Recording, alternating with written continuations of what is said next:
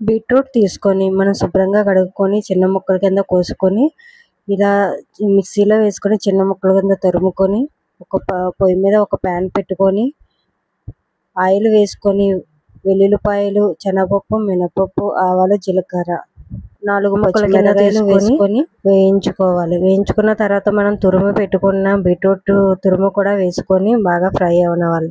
Fry అయిన తర్వాత మనం తగినంత ఉప్పు వేసుకొని కలుపుతూ ఫ్రై చేసుకోవాలి.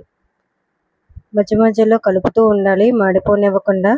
మూత పెట్టుకొని ఫ్రై అవనిస్తే ఒక 10 మినిట్స్ వరకు ఫ్రై ఇచ్చాక తర్వాత మనం కొంచెం ఫ్రై అయిన తర్వాత కొద్దిగా కారం వేసుకొని ఫ్రై అవ్వాలి. 10 మినిట్స్ వరకు మనం ఫ్రై అయిన తర్వాత కొంచెం కొత్తిమీర వేసుకొని గార్నిష్ చేసుకుంటే మనకి బీట్రూట్ ఫ్రై అనేది అయిపోతాయి. అంతేనండి, చాలా సింపుల్గా చేసేసుకోవచ్చు.